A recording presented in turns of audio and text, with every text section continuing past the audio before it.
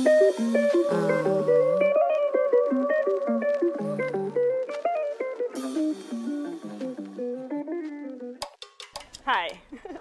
I'm Darlyne. And I'm Aida Halinambi. If everything is going according to plan, then I've managed not to let my gagging turn into full-on projectile vomiting. And my clenched butt cheeks are keeping my butt cute, but also stopping me from shitting myself. Meanwhile, I'm supremely confident, not a nervous bone in my body. I can't tell you why my hands and voice are shaking. Yeah.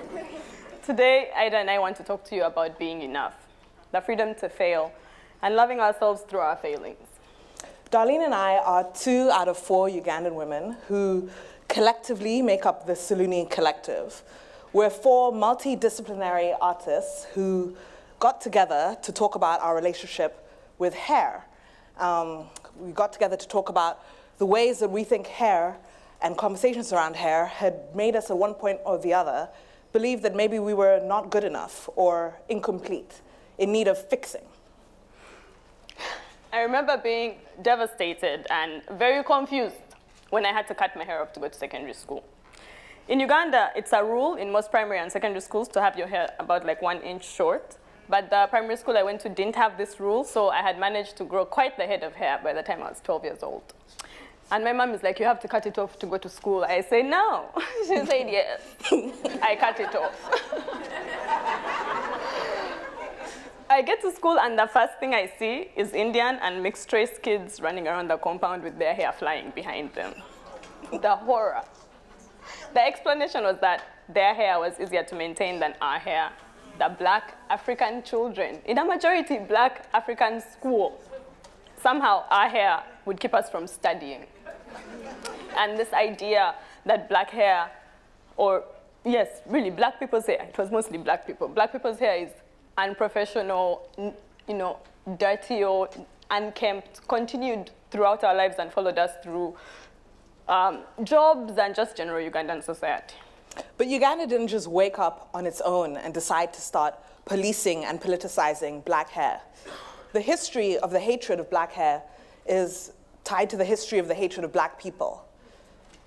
A fear of blackness, first by white people and later by ourselves. It's tied to the European Enlightenment and the invention of the encyclopedia, which was a project of classifying everything.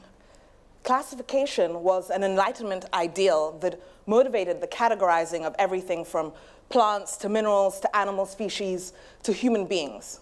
And once you had classified something and categorized it, you could place it in a hierarchical structure and claim superiority over it. You could justify the dehumanizing of people you deem outside of your category. In the very first encyclopedia, published in the mid-1700s in France, under the entry Nègre, it reads, and I quote, "They appear to constitute a new species of mankind." The entry goes on to equate blackness with ugliness. And I quote, "If one moves further away from the equator toward the Antarctic, the black skin becomes lighter, but the ugliness remains. One finds there the same wicked people that inhabits the African meridian. If one goes east, the features soften and become more regular, but the skin color remains black as inside Africa."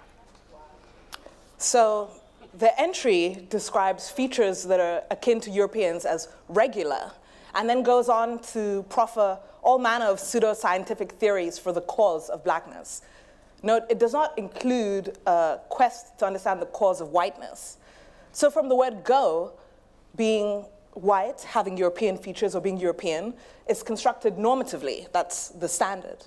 And being African, or blackness, is the aberration that warrants an explanation. White is the thing that's knowable. It becomes the color of humanity. Using this same language of black as less than and white as superior, these white men decided how all of us literally would relate to blackness and black people. And that helped the slave trade flourish that was burgeoning at the time and has continued to inform so many really mistaken ideas, European, Euro-American, and even our own about what blackness is. the language used to paint mental images of Africans is seeped in not only our social institutions, but also in African psyches. The legacy of race in its Western formulation continues to haunt Black identity formation even as we refashion it today. And as a little kid, I wasn't exempt from that. So picture this. I'm 9 years old. I'm one of a handful of Black students in a predominantly white school in a predominantly Black country, Kenya. And all my friends have this hair that they can whip back and forth, toss left and right. And all I want is to be able to whip my hair left and have it return to position on its own. So there's a solution, I'm told and sold: braids or hair extensions. So I spend about 5 hours with my head in between the thighs of a woman who twists and turns and pulls and tugs my hair into this mass of tossable, whippable hair. And I go back to school and my friends just can't comprehend this magical, instantaneous hair growth that I've accomplished. And just when I'm about to taste the elusive nectar of fitting in, the unthinkable happens. I spot a lone braid.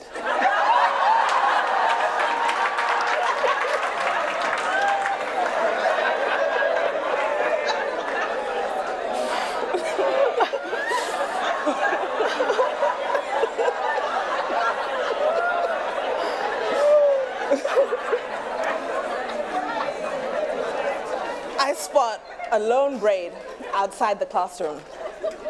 It seems to have charted its own path off my head and onto the floor, and later into the hands of white kids who are just reviled at how this fake hair of mine even works. So I'm a fraud. My hair has failed the first commandment of hair having, staying on my head. I leave secondary school promising to never let a pair of scissors touch my head as long as I lived. Cut to 3 years later, where the reality of having to go to the salon every 3 months to retouch my natural growth so that it could remain straight. Meanwhile, I would rather be lying in bed. I was like, I'm going to cut it off. I go to my hairdresser, I ask him to cut it off, and he won't do it. He legit refuses. And I let him start me on a 7-year journey with dreadlocks. And my dreadlocks had gotten to about where my bra line would be if I wore a bra. When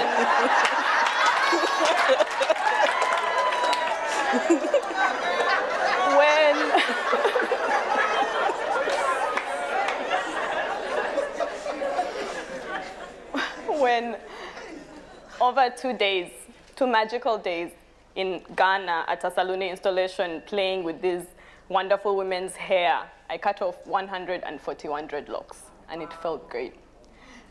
But the reaction every time I've cut off my hair has been the same. Incredulity. People are like, how can you waste this luck that you have? Your hair grows so fast, so long, so fast.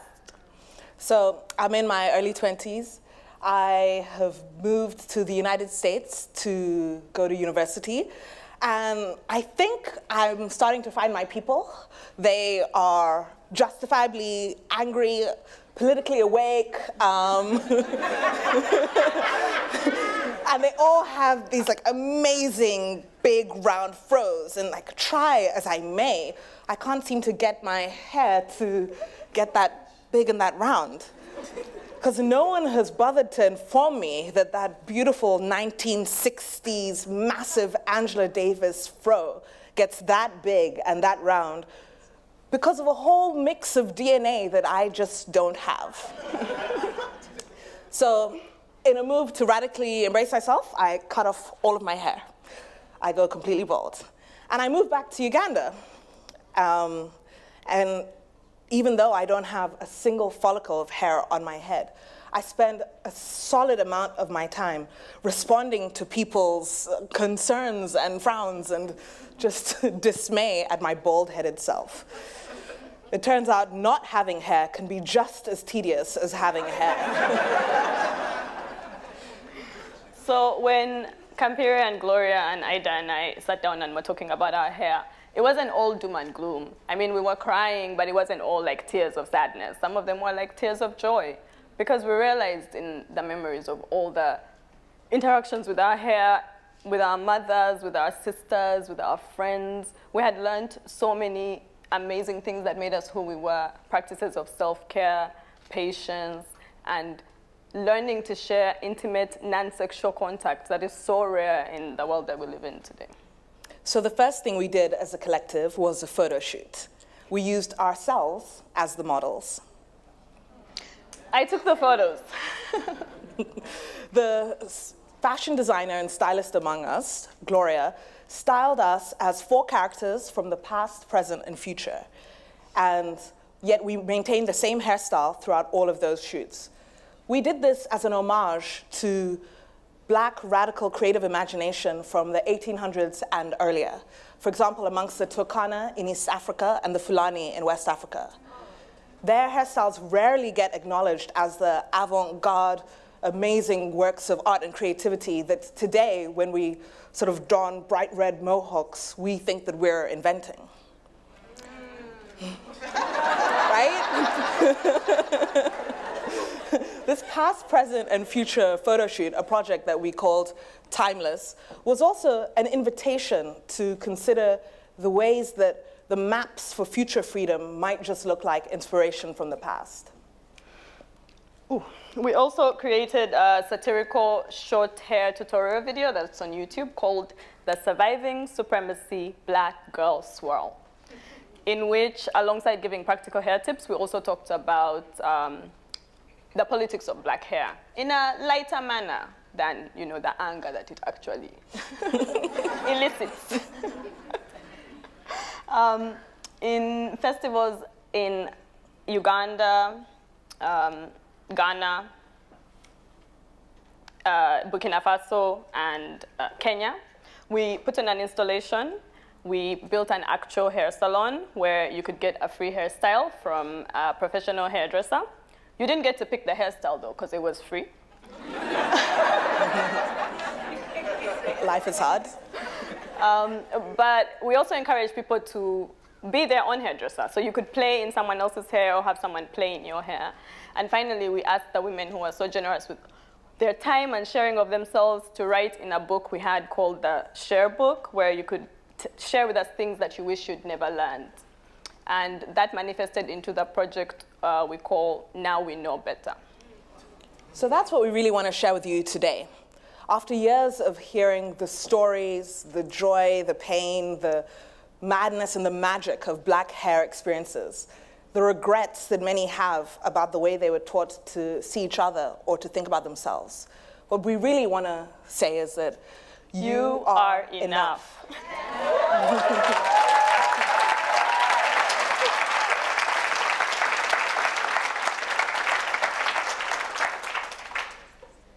Whether you have natural hair or whether you wear a wig, whether you put chemicals in your hair and relax it or whether you cut it all off, whether you moisturize, whether you don't moisturize, whether you feel bad about never moisturizing, whether you're faking it to make it, whether you made it, at every stage along the way, you are enough.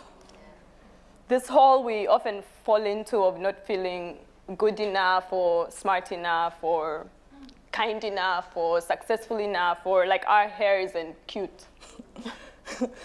All the times when you're not hitting that ideal version of yourself, all of that is also what makes you enough.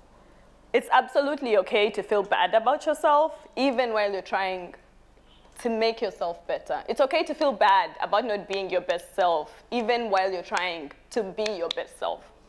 Radical self-acceptance will tell you to love your big, brown, and beautiful body, and one day you might wake up and just feel really shitty. And then feel really, really shitty for feeling shitty because you're meant to be radically self-accepting yourself as the good African feminist that you are. Even then, you are enough. We go through life with 1,000,001 lessons and teachings and preachings and gift cards and tea bags and TED Talks telling us how we can be better. And all that might lead us to believe that we're not enough. But what the women who have sat in our chairs and shared their stories and taught us the things that they wish they had never learned and all the things that they had, what they make us realize is that we are enough and you are enough.